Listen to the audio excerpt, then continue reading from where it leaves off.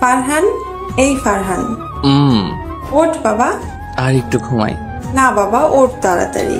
তুই না আজ অফিসে যাবি? কয়টা বাজে আম্মু? 8:45 বাজে। ওঠ বাবা। 8:45 বাজে শুনে ফারহান তাড়াতাড়ি উঠে পড়লো। তারপর তাড়াতাড়ি ফ্রেশ হয়ে নাস্তা করে অফিসের উদ্দেশ্যে রওনা দিল। অফিস যেতে যেতে পরিচয়টা দেওয়া যাক। আমি ফারহান আহমেদ। সবেমাত্র লেখাপড়া শেষ করে আব্বুর বন্ধুর অফিসে নতুন জয়েন করেছি। আমি বাবা মায়ের একমাত্র সন্তান। বাকিটা গল্পে পেয়ে যাবেন। আপনাদের সাথে কথা বলতে বলতে অফিসে চলে আসলো ফারহান। ঠিক সময় মতো অফিসে চলে এসেছে। তারপর ফারহান অফিসের ভেতর গেল। অফিসে যেতেই ম্যানেজার এসে ফারহানকে জায়গা দেখিয়ে দিল। ফারহান গিয়ে ওর জায়গাতে বসলো। একটু পরে পিয়ন এসে বলল, স্যার আপনাকে বস ডাকছে। আচ্ছা, আপনি যান, আমি যাচ্ছি। ঠিক আছে স্যার। তারপর পিয়ন চলে গেল। একটু পরে ফারহান বসের রুমে গেল। গিয়ে বলল, স্যার আসবো? আসো বাবা ফারহান, বসো। স্যার আমাকে ডেকেছেন? আর তুমি আমাকে স্যার বলছো কেন বাবা? আমাকে তুমি আঙ্কেল বলবে। ঠিক আছে আঙ্কেল। তা কেমন লাগছে বাবা আমার এই অফিস? ভালো আঙ্কেল। তোমার কাজ বুঝতে কোনো সমস্যা হচ্ছে না তো বাবা? না আঙ্কেল, আমার কোনো সমস্যা হচ্ছে না। সমস্যা হলে কিন্তু আমাকে বলবে বাবা। ঠিক আছে আঙ্কেল। আর কিছু বলবেন? না, এখন এসো। ঠিক আছে আঙ্কেল। তারপর ফারহান চলে আসলো নিজের জায়গাতে। তারপর কাজ করতে লাগলো। সন্ধ্যায় কাজ শেষ করে বাসায় এসে ফ্রেশ হয়ে খাওয়া দাওয়া করলো। তারপর আব্বু আম্মুর সাথে অনেকক্ষণ গল্প করে চলে আসলো নিজের রুমে এসে একটু ফেসবুক চালিয়ে ঘুমিয়ে গেল। সকালে প্রতিদিনের মতো আজকেও আম্মুর ডাকে ঘুম ভাঙলো। তারপর ফ্রেশ হয়ে নাস্তা করে চলে আসলো অফিসে। তারপর কাজ করতে লাগলো। কাজ শেষ করে বাসায় চলে আসলো। এভাবেই চলছিল দিন। এই কয়েকদিনের মধ্যে অফিসের সকলের সাথে ভালো একটা সম্পর্ক তৈরি হয়ে যায়। বিশেষ করে আঙ্কেলের সাথে ফারহানের অনেক ভালো একটা সম্পর্ক তৈরি হয়েছে। আঙ্কেল তাকে তার নিজের ছেলের মতো ভালোবাসে ও বিশ্বাস করে। অফিসে কাজ করতে করতে চলে গেল প্রায় 1 বছর। আজকে অফিস থেকে বাসায় আসতেই আব্বু ফারহানকে ডাক দিল। ফারহান আব্বুর কাছে গিয়ে বলল, আব্বু কিছু বলবা? বলো, কি বলবে? কি করে যে তোকে বলি বাবা। আরে আব্বু, এত কিছু ভেবো না তো, কি বলবে বলে ফেলো। আচ্ছা ফারহান, আমি আর তোর মা যদি একটা কথা রাখতে বলি, তুই কি রাখবি? তোমাদের কথা আমি আমার জীবন দিয়ে হলেও রাখবো। তুমি বলো আমাকে তোমার কি কথা রাখতে হবে? আমি আর তোমার আম্মু চাই তুমি তোমার জুয়েল আঙ্কেলের মেয়েকে বিয়ে করো। ফারহান কি বলবে কিছু বুঝতে পারছে না, তাই চুপ করে আছে। ফারহানকে চুপ করে থাকতে দেখে আব্বু বলল, কি হলো ফারহান, কিছু বলছো না কেন? তুমি কি এই বিয়ে করতে পারবে? আর না করতে পারলেও আমাকে বলো বাবা। জুয়েল আঙ্কেল কি আমার কাছে তার মেয়েকে বিয়ে দিবে? আমি তাদের অফিসের সামান্য কর্মচারী, আর তারা হলো কত ধনী লোক। তোমার জুয়েল আঙ্কেল নিজেই তার মেয়ের বিয়ে তোমার সাথে দিতে চাই। এখন তোমার মতামত কি বাবা? তুমি কি বিয়ে করতে রাজি? তোমরা কি চাও সেটা বলো। আমরা চাই তুমি তোমার জুয়েল আঙ্কেলের মেয়েকে বিয়ে করো। তাহলে আমি রাজি। এই দেখো, এটা তোমার জুয়েল আঙ্কেলের মেয়ে। ছবি দেখতে হবে না, তোমাদের পছন্দ হলেই চলবে। তারপর ফারহান সেখান থেকে নিজের রুমে চলে আসলো। তারপর ফ্রেশ হয়ে খাওয়া দাওয়া করে ছাদে গিয়ে বসে আছে আর ভাবছে, আর কিছুদিন পর থেকে আমার স্বাধীনভাবে চলা বন্ধ হয়ে যাবে। আমার জীবনে একজন নতুন মানুষ আসবে, না জানি সে কেমন হবে। সে কি আমার সাথে মানিয়ে নিয়ে চলতে পারবে? আমার বাবা মাকে কি সে নিজের বাবা মা ভেবে সেবা যত্ন করবে? এই চিন্তাগুলো মাথায় ঘুরপাক খাচ্ছে। কিছুক্ষণ পর ছাদ থেকে নিজের রুমে চলে আসে, এসে ঘুমিয়ে যায়। সকালে আম্মুর ডাকে ঘুম ভাঙলো। আম্মু তাড়াতাড়ি ফারহানকে ফ্রেশ হয়ে নিচে যেতে বলল। আব্বু নাকি ডাকছে। ফারহানও তাড়াতাড়ি ফ্রেশ হয়ে নিচে চলে আসলো। নিচে আসার পরে দেখলো আব্বু খাবার টেবিলে বসে আছে। ফারহান আব্বুর কাছে গিয়ে বলল, আব্বু তুমি নাকি আমাকে ডেকেছো? কেন আব্বু কিছু বলবে? আমি আর তোমার আঙ্কেল মিলেই ঠিক করেছি, সামনে শুক্রবার তোমার আর তোমার আঙ্কেলের মেয়ে সোহানার বিয়ে দিব। এত তাড়াতাড়ি কেন আব্বু? তোমার আঙ্কেল নাকি পরের সপ্তাহে বিদেশে চলে যাবেন, তাই বিয়েটা এত তাড়াতাড়ি দিতে বলল। আর তোমাকে এই কয়েকদিন অফিসে যেতে মানা করছে। আচ্ছা ঠিক আছে। তারপর ফারহান খাওয়া দাওয়া করে বন্ধুদের কাছে আসলো। এসে দেখে সবাই বসে আছে, তাই সবাইকে দাওয়াত দিয়ে বাসায় চলে আসলো। দেখতে দেখতে বিয়ের দিন চলে আসলো। কালকে ফারহানের বিয়ে, তাই ফারহান রাতে বন্ধুদের সাথে কথা বলে সোজা বাসায় এসে খাওয়া দাওয়া করে ঘুমিয়ে গেল। সকালে আম্মুর ডাকে ঘুম ভাঙলো। তারপর ফ্রেশ হয়ে নিচে এসে দেখে অনেক মেহমান এসেছে।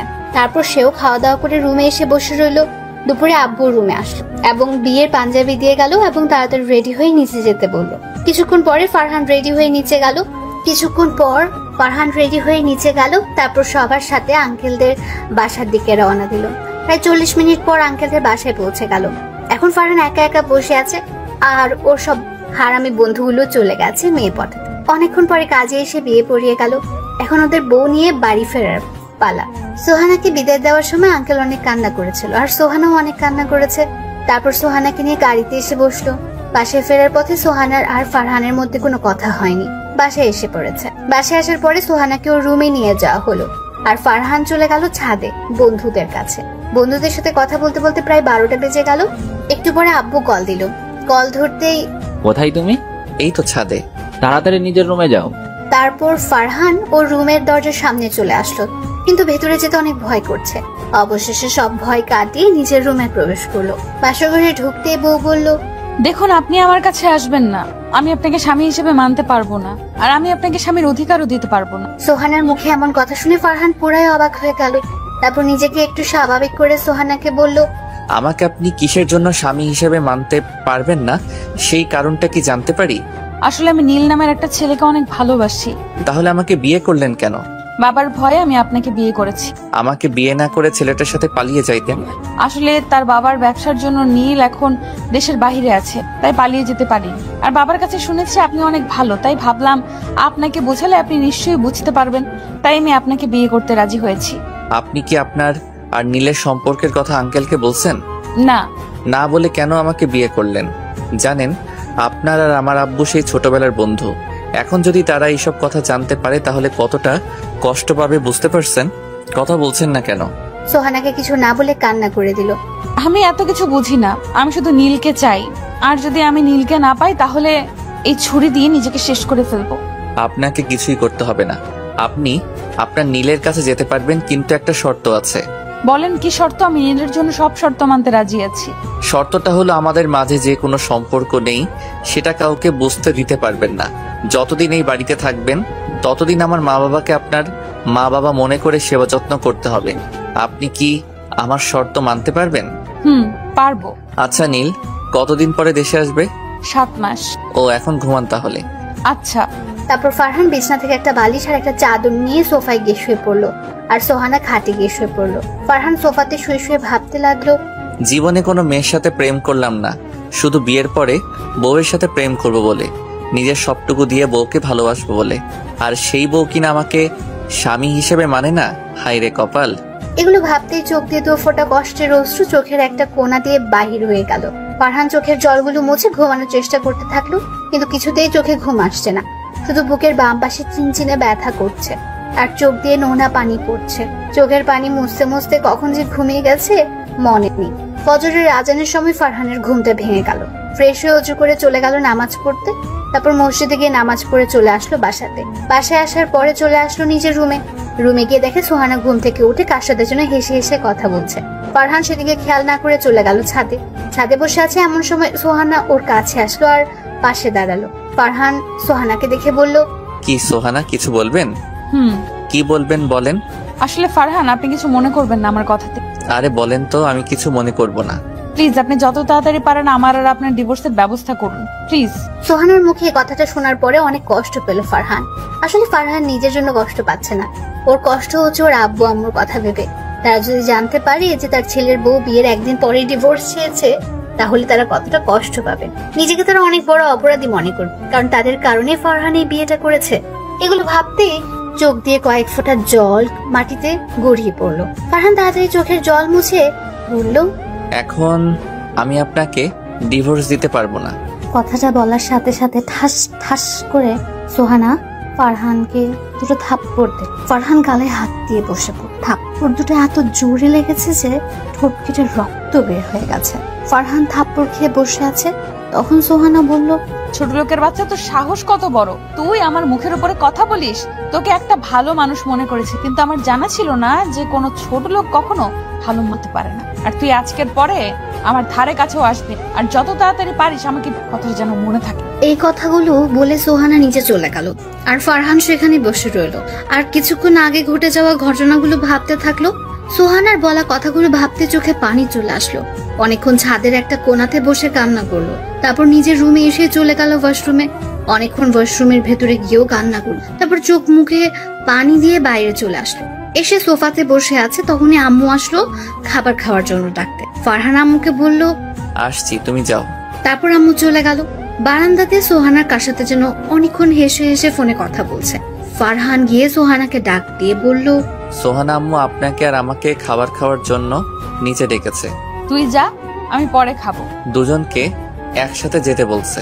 আমি এখন নীলের সাথে কথা বলতে, এখন যেতে পারবো না, তুই যা। পরে কথা বললেন, এখন চলেন। তোকে যেতে বলছি না? আমাকে এত ডাকতেছিস কেন? দেখছিস না আমি নীলের সাথে কথা বলতেছি? ঠাস ঠাস করে চল লাগালো। ফারহান গালে হাত দিয়ে চুপ করে দাঁড়িয়ে থাকলো। কিরে, এখনো এখানে দাঁড়িয়ে আছিস কেন? যা, আমি সাথে কথা বলে একটু পরে আসছি। তারপর ফারহান কিছু না বলে মাথাটা নিচু করে নিচে চলে আসলো। নিচে আসতে আম্মু বলল, কিরে ফারহান, বৌমা কোথায়? আসলে আম্মু, সোহানার নাকি শরীরটা ভালো লাগতেছে না, তাই শুয়ে আছে। আর আমাকে বলছে আমি খেয়ে যেন ওর জন্য খাবার নিয়ে যাই। ও। তারপর ফারহান খেতে থাকে। খাওয়া দাওয়া শেষ করে সোহানের জন্য খাবার নিয়ে রুমে আসলো। এসে দেখে এখনো নীলের সাথে ফোনে কথা বলছে। তারপর ফারহান সোহানের কাছে গিয়ে বলল, আম্মু আপনার জন্য খাবার পাঠিয়েছে, খাবারগুলো খেয়ে নিন। সোহানাই ফারহানের কথা শুনে পেছন ঘুরে তাকালো। তাকিয়ে দেখে ফারহান দাঁড়িয়ে আছে। তখন সে ফোনটা কেটে দিয়ে খাবার খাওয়ার জন্য চলে গেল। আর ফারহান চলে গেল ছাদে। ছাদে বসে থাকতে থাকতে প্রায় 12টা বেজে গেল। ফারহান এখনো ছাদে দাঁড়িয়ে আছে। হঠাৎ কারো পায়ের শব্দের আওয়াজ শুনে পেছনে তাকালো। তাকিয়ে দেখে সোহানা দাঁড়িয়ে আছে। ফারহান সোহানাকে বলল, কিছু বলবেন? শোন, আমার বাসা থেকে মানুষ এসেছে, আমাকে আর তোকে নিতে চায়। তোকে আম্মু নিচে ডাকছে। ও আচ্ছা, আপনি যান, আমি আসছি। তারপর সোহানা চলে গেল। একটু পরে ফারহানও নিচে চলে আসলো। নিচে আসতে আম্মু বলল, ফারহান, তাড়াতাড়ি তৈরি হয়ে নাও। কেন আম্মু, কোথায় যাব? সোহানাদের বাড়ি থেকে লোক এসেছে তোমাকে আর সোহানাকে নিতে। আমি না গেলে হয় না? এটা বিয়ের নিয়ম। বিয়ের পরের দিন বউয়ের সাথে বউয়ের বাপের বাড়ি যেতে হয়। তাই তুমি আর কোনো কথা না বলে তাড়াতাড়ি তৈরি হয়ে নিচে আসো। ফারহান আর কিছু বলল না। জানে এখন আম্মুকে বললেও লাভ হবে না, সে যেতেই হবে। তাই আর কথা না বাড়িয়ে চলে আসলো নিজের রুমে। এসে গোসল করে একটা নীল কালার পাঞ্জাবি পরলো। তারপর রেডি হয়ে নিচে আসলো। নিচে এসে বসে আছে, কিন্তু সোহানার আসার কোনো নাম নেই। প্রায় 1 ঘন্টা পর দেখলো সোহানা আসছে। সোহানাকে দেখতে পুরো একটা নীল পরীর মতো লাগছে। নীল শাড়ি, নীল চুড়ি, ঠোঁটে হালকা লিপস, চোখে গাঢ় কাজল, চুলের খোপাতে একটা লাল গোলাপ। এক কথা বলতে গেলে পুরাই একটা পরী। ফারহান সোহানার দিকে একধানে তাকিয়ে আছে। হঠাৎ সোহানার বলা কথাগুলো মনে পড়তেই চোখ নামিয়ে নিল। আর মনটাও খারাপ হয়ে গেল। তারপর সোহানার বাড়ির লোকের সাথে সোহানাদের বাড়িতে আসলো। বাড়িতে আসার পরে সোহানায় ফারহানকে রেখে বাড়ির ভেতরে চলে গেল। আর তার বাড়ির সকলে ফারহানকে বরণ করে সব নিয়ম কানুন শেষ করে বাড়ির ভেতরে নিয়ে গেল। তারপর সোহানার কিছু কাজিন ফারহানকে একটা রুমে নিয়ে গেল এবং সেখানে রেখে সবাই চলে গেল। রুমটা দেখে বুঝতে পারলো এটা সোহানার রুম। ফারহান চুপ করে সোফায় বসে আছে। এমন সময় আঙ্কেল আসলো রুমে। আসসালামু আলাইকুম আঙ্কেল। ওয়ালাইকুম আসসালাম। কেমন আছেন আঙ্কেল? ভালো বাবা, তুমি কেমন আছো? ভালো। তোমার আব্বু আম্মু কেমন আছে বাবা? তারা ভালো আছে। যে জন্য এসেছি, তুমি আর সোহানা তাড়াতাড়ি নিচে খেতে এসো বাবা। আচ্ছা আঙ্কেল, আমি সোহানাকে নিয়ে আসছি, আপনি যান। তারপর আঙ্কেল নিচে চলে গেল। একটু পরে সোহানায় বারান্দা থেকে আসলো। ফারহান বলল, আঙ্কেল খাবার খাওয়ার জন্য নিচে ডেকেছেন? চল। তারপর নিচে চলে আসলো খাবার খাওয়ার জন্য। অনেক রকমের খাবার দিয়ে টেবিলটা সাজিয়েছে। আর অনেক দামি দামি খাবার রান্না করেছে, যা ফারহান জীবনের চোখেও দেখেন। সবাই অনেক জোরাজুরি করে অনেক খাবার খাওয়ালো। খাবার টেবিলে সোহানার সাথে কোনো কথা হলো না। তারপর ফারহানও খেয়ে রুমে চলে আসলো। একটু পরে সোহানায় আসলো। এসেই শুরু হয়ে গেল নীলের সাথে কথা বলা। অনেকক্ষণ কথা বলে সোহানা ফারহানের কাছে আসলো। সোহানা কাছে এসে বলল, ওই শোন, জি বলেন। কালকে বিকেলে তোদের বাসায় যাওয়ার সময় একটা জায়গায় যাব। কোথায় যাবেন? উকিলের কাছে।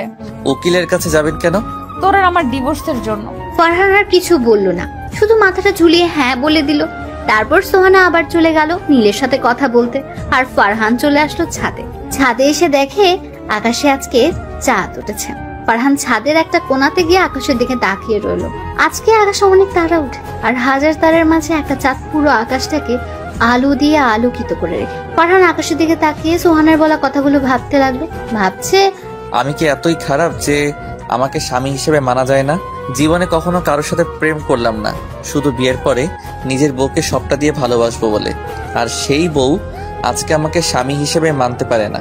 আমার কথা না হয় বাদ দিলাম, যদি আমার আব্বু আম্মু জানতে পারে যে তাদের পছন্দ করা মেয়ে তার ছেলেকে স্বামী হিসেবে মানে না, তখন তো তারা অনেক কষ্ট পাবে। আমার থেকেও বেশি কষ্ট পাবে তারা। আমি ছেলে হয়ে কিভাবে বাবা মাকে কষ্ট দিব? না, যে করে হোক সোহানার মনে আমার প্রতি ভালোবাসা জন্মাতেই হবে। আমাকে তার মন জয় করতেই হবে। শত অপমানের পরেও তার সাথে থাকতে হবে।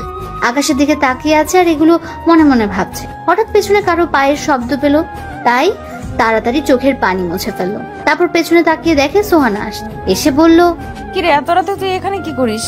এই তো রাতের আকাশটা দেখতেছিলাম। চল নিচে চল। ফারহান আর কিছু না বলে নিজের রুমে এসে পড়লো। তারপর বলল, আপনার রুমে তো কোনো চাদর নেই, আমি কিভাবে ঘুমাবো? আজকে চাদর ছাড়াই ঘুমা। এই শীতের মধ্যে কিভাবে চাদর ছাড়া ঘুমাবো? কিছু করার নেই, চাদর ছাড়াই আজকে থেকে ঘুমাতে হবে। ফারহান আর কিছু না বলে সোফাতে গিয়ে শুয়ে পড়লো। সোহানাও খাটে গিয়ে শুয়ে পড়লো।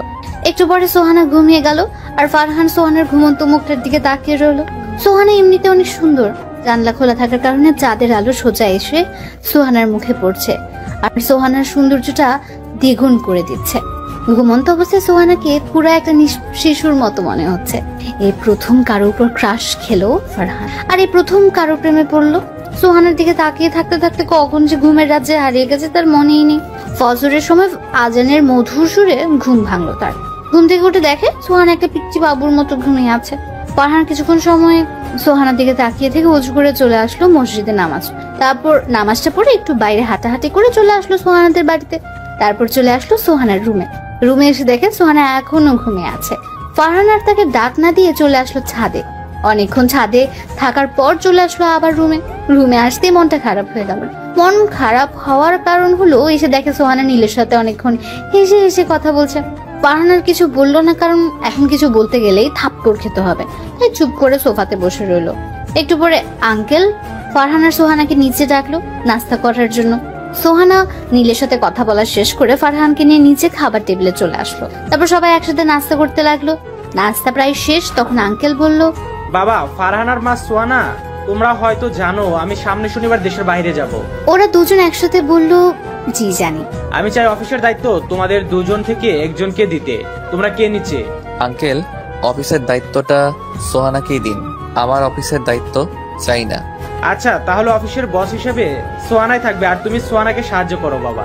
আচ্ছা, আমি সোহানাকে সাহায্য করব, আপনি চিন্তা করবেন না আঙ্কেল। তারপর খাওয়া দাওয়া শেষ করে রুমে চলে আসলো। দেখতে দেখতে দুপুর গিয়ে বিকেল হয়ে গেল। এখন সোহানা আর ফারহান উকিলের কাছে। ফারহান খুব ভয় হচ্ছে যদি আজকে সোহানার ওর সাথে ডিভোর্স হয়ে যায় তাহলে বাবা মাকে কি জবাব দেবে, এগুলো ভেবে অনেক ভয় করছে। অনেকক্ষণ পরে উকিল সাহেব আসলেন। আসার পরে সোহানা বলল, উকিল সাহেব, আমি তো আপনাকে ফোনে সব বললামই, এখন তাড়াতাড়ি ডিভোর্স পেপার রেডি করেন। আমি এই ছোট লোকের বাচ্চাকে এখনই ডিভোর্স দিয়ে দিতে। সরি মামুনি, আজকের মধ্যে কোনোভাবেই ডিভোর্স দেওয়া সম্ভব না। তোমাদের দুজনকে একসাথে 6 মাস থাকতে হবে, আর 6 মাস পর যদি তোমরা চাও তাহলেই তোমাদের দুইজনের ডিভোর্স হবে। এখন হবে না কেন উকিল সাহেব? এটা সরকারি নিয়ম মামুনি। তারপর ফারহান আর সোহানাই বাসার উদ্দেশ্যে রওনা দিল। বাসায় আস্তে আস্তে প্রায় রাত হয়ে গেল। বাসায় এসে কলিং বেল দিতেই আম্মু এসে দরজা খুলে দিল। তারপর ফারহান আর সোহানা রুমে চলে আসে। রুমে আসতেই সোহানা বলল, আমি তোর মতো ছোট লোকের সাথে এই 6 মাস থাকতে পারবো না। এখন যে কিছু করার নেই, আপনাকে এই 6 মাস আমার সাথে থাকতেই হবে। কথা দিচ্ছি, আপনার অনুমতি ছাড়া আমি আপনার কাছ থেকে স্বামীর অধিকার চাইব না। আর আমি একটা শর্ত দিয়েছিলাম, আপনার কি সেই শর্তটা মনে আছে? আছে। তারপর ফারহান ফ্রেশ হতে চলে আসলো ওয়াশরুমে। ফ্রেশ হয়ে চলে আসলো ছাদে এসে বসে আছে ছাদের একটা কোণাতে, আকাশের দিকে তাকিয়ে আছে। এমন সময় মনে হলো কেউ একজন ছাদে এসেছে, তাই ফারহান পেছনে তাকালো। তাকিয়ে দেখে আম্মু ছাদে এসেছে। ফারহান আম্মুকে বলল, আম্মু, তুমি এত রাতে ছাদে এসেছো কেন? এমনি। তুই এত রাতে ছাদে কি করিস? বৌমাকে ঘরে একা রেখে তুই ছাদে এসেছিস কেন? অনেক দিন হলো রাতের বেলার আকাশটা দেখি না, তাই ছাদে আসলাম। আর সোহানাকে বলছিলাম আসতে, কিন্তু সোহানা আসে নাই। ওর নাকি শরীরটা একটু খারাপ লাগতেছে, তাই বিশ্রাম নিচ্ছে। ঠিক আছে, অনেকক্ষণ ছাদে থাকছো, এখন নিজের রুমে চলে যাও। তারপর ফারহান আর কিছু না বলে চলে আসলো রুমে এসে প্রতিদিনের মতো আজকেও দেখছে সোহানা নীলের সাথে কথা বলছে। ফারহান কিছু না বলে সোফায় গিয়ে শুয়ে পড়লো। প্রায় 1 ঘন্টা 30 মিনিট পর সোহানা বারান্দা থেকে রুমে এসে খাটে শুয়ে পড়লো এবং কিছুক্ষণ পরে ঘুমিয়ে গেল। ফারহানও সোহানার দিকে তাকিয়ে থাকতে থাকতে ঘুমের রাজ্যে হারিয়ে গেল। ফজরের সময় আজানের ধ্বনি এসে কানে পৌঁছাতেই ঘুমটা ভেঙে গেল। ফারহান তাড়াতাড়ি উঠে ফ্রেশ হয়ে নামাজ পড়তে চলে গেল। নামাজ পড়ে একটু হাঁটাহাঁটি করে চলে আসলো বাসায় এসে দেখে আম্মু নামাজ পড়ে রান্না ঘরে যাচ্ছে। ফারহানকে দেখে আম্মু বলল, কিরে, তুই এত সকালে কোথায় থেকে আসলি? নামাজ পড়তে গিয়েছিলাম আম্মু। ও ভালো, আমার বৌমাটার দেখা যায় আমার ছেলেটাকে ভালো পথেই নিয়ে এসেছে। ফারহান একটা মুচকি হাসি দিয়ে চলে আসলো রুমে এসে দেখে মহারানী এখনো ঘুমাচ্ছে। ফারহান সোহানাকে ডাক দিতে থাকলো। সোহানা, এই সোহানা, শুনছেন? সোহানা কোনো সারা শব্দ করছে না দেখে সোহানাকে একটু ধাক্কা দিয়ে ডাকলো। সোহানা, এই সোহানা, ওঠেন, আজকে তো অফিস আছে, তাড়াতাড়ি ওঠেন। সোহানা জেগে গেল। ফারহান তার শরীর স্পর্শ করেছে বলে ঠাস ঠাস করে সোহানা ওকে 4টা থাপ্পড় দিল আর বলল, ছোট লোকের বাচ্চা, তুই আমাকে টাচ করলি কেন? এই, তুই আমাকে কথা দিয়েছিস, আসলে তোর মতো ছোট লোককে আমি কেন যে বিয়ে করতে গেলাম? তোরা বড় লোক মানুষ দেখলেই সুযোগ নেওয়ার চেষ্টা করিস। আরো অনেক কিছু বলল। তারপর ফ্রেশ হতে চলে গেল। আর ফারহান সেখানে গালে হাত দিয়ে দাঁড়িয়ে রইল। তার ঠোঁট কেটে গিয়ে রক্ত পড়ছে আর চোখ দিয়ে 2 ফোঁটা নোনা জল গড়িয়ে নিচে পড়ে গেল। ফারহান তৈরি হয়ে না খেয়ে অফিসে চলে আসলো। না খাওয়ার কারণ হলো, যদি খাবার খেতে টেবিলে যেত তখন আম্মু আর আব্বু ঠোঁটে যে কেটে গেছে তা দেখে ফেলতো, আর আম্মু বুঝে যেত সোহানায় থাপ্পড় দিয়েছে। তাই না খেয়ে অফিসে চলে আসলো। অফিসে এসে নিজের জায়গাতে বসে কাজ করত। এমন সময় আঙ্কেল আর সোহানা অফিসে প্রবেশ। একটু পরে সবাইকে একটা রুমে ডাকা হলো। পরে সবাই সেই রুমে গেল। তারপর আঙ্কেল বলল, আজকের পর থেকে আমি আর অফিসে আসবো না। আমার জায়গাতে আমার মেয়ে বসবে এবং এই অফিসে দেখাশোনা করবে। আশা করি আপনারা সকলেই আমার মেয়েকে সকল কাজে সাহায্য করবেন। তারপর আঙ্কেল চলে গেলেন বাসায় আর সবাই সবার জায়গাতে চলে গেল। ফারহানও ওর জায়গাতে এসে কাজ করতে থাকলো। এমন সময় পিয়ন এসে বলল, স্যার আপনাকে একটু ম্যাডাম ডেকেছে। তারপর ফারহান বসের রুমের সামনে গিয়ে বলল, ম্যাম, আসবো? আসেন। ম্যাম, আমাকে আপনি ডেকেছেন? এখানে এই ফাইলগুলো আছে, আজকের মধ্যে কমপ্লিট করে জমা দিবেন। অনেকগুলো ফাইল ওর দিকে এগিয়ে দিয়ে। ম্যাডাম, আজকের মধ্যে এতগুলো ফাইল কমপ্লিট করা তো সম্ভব না। সম্ভব না কেন? আজকের মধ্যে বলেছি তো, আজকের মধ্যে এই ফাইলগুলো কমপ্লিট করে দিবে। যতক্ষণ ফাইল কমপ্লিট না হয় ততক্ষণ আপনার ছুটি নেই। ফারহান আর কিছু বলল না, ফাইলগুলো নিয়ে চলে আসলো নিজের জায়গায়। তারপর কাজ করতে থাকলো। কাজ করতে করতে দুপুর হয়ে গেল। সবাই দুপুরের খাবার খাওয়ার জন্য গেল, কিন্তু ফারহান গেল না, কাজ করতে থাকলো। কাজ শেষ করতে করতে রাত 9টা বেজে গেল। সবাই চলে গেছে, শুধু ফারহান, পিয়ন আর সোহানাকে ছাড়া। ফারহান ফাইলগুলো জমা দিয়ে যখন আসতে যাবে তখন পিয়ন বলল, স্যার আপনাকে একটু ম্যাডাম ডেকেছে। ফারহান তাড়াতাড়ি ম্যাডামের রুমে গেল, গিয়ে বলল, ম্যাডাম, আসবো? আসেন। জি ম্যাডাম, বলুন, কেন ডেকেছেন? ফাইলগুলো কমপ্লিট হয়েছে? ভালো। এখন এই ফাইলগুলো দেখছেন, এগুলো নিয়ে যান, কালকের মধ্যে কমপ্লিট করে দিবেন। ফারহান কিছু বলল না, ফাইলগুলো নিয়ে অফিস থেকে চলে আসলো। এসে রিক্সার জন্য দাঁড়িয়ে রইল। কিছুক্ষণ পরে দেখলো সোহানার গাড়ি নিয়ে বের হচ্ছে। ফারহান ভাবছিল ওকেও সাথে করে নিয়ে যাবে, কিন্তু সোহানা ফারহানকে তার সাথে বাসায় নিয়ে গেল না। অনেকক্ষণ দাঁড়িয়ে থাকার পর একটা রিক্সা আসলো, সেটা নিয়ে ফারহান বাসায় চলে আসলো। বাসায় এসে ফ্রেশ হয়ে খাওয়া দাওয়া করে চলে গেল ছাদে। অনেকক্ষণ আকাশের দিকে তাকিয়ে থেকে চলে আসলো রুমে এসে দেখলো সোহানা নীলের সাথে অনেক হাসাহাসি করে বারান্দায় বসে ফোনে কথা বল। ফারহান আর সেদিকে খেয়াল না করে ফাইলগুলো নিয়ে বসলো। একটু পরে সোহানা এসে শুয়ে পড়লো আর ফারহান ফাইলগুলো কমপ্লিট করতে থাকলো। ফাইল দেখতে দেখতে প্রায় রাত 2টা বেজে গেছে। একটু পরে সবগুলো ফাইল কমপ্লিট করা হলো। ফারহান আর ঘুমালো না, চলে গেল ছাদে 1 কাপ কফি নিয়ে। ছাদের একটা কোণায় বসে কফি খাচ্ছে আর আকাশের চাঁদটার দিকে তাকিয়ে আছে আর ভাবছে, আজকে যদি সোহানাই আমাকে স্বামী হিসেবে মানতো, তাহলে এখন সোহানার কোলে মাথা দিয়ে আকাশের চাঁদটা দেখা হতো। আমার সাথে কেন এমন হলো? কি দোষ করছিলাম আমি? কারো ক্ষতিও তো কখনো করি নাই, তাহলে কেন আমার সাথে এমন হলো? আমি কি এতই খারাপ যে আমাকে স্বামী হিসেবে মানাই যায় না? সোহানাই আমার সাথে এমন কেন করে? আমি তো তার কাছ থেকে স্বামীর অধিকারও চাই নাই, তাহলে কেন এমন করে? এগুলো ভাবতে ভাবতে চোখ দিয়ে কয়েক ফোঁটা অশ্রু গড়িয়ে মাটিতে পড়লো। আর অনেক কিছু ভাবতে ভাবতে কখন যে ছাদে ঘুমিয়ে গিয়েছে মনে নেই। সকালবেলা আশেপাশে পাখির আওয়াজে ঘুমটা ভেঙে গেল। চারপাশে তাকিয়ে দেখে ছাদের একটা কোণায় ঘুমিয়েছিল। তারপর নিচে চলে আসলো, এসে ফ্রেশ হয়ে নাস্তা করে অফিসের জন্য রেডি হলো। তারপর ফাইলগুলো নিয়ে চলে আসলো অফিসে এসে দেখে 10 মিনিট লেট হয়ে গেছে।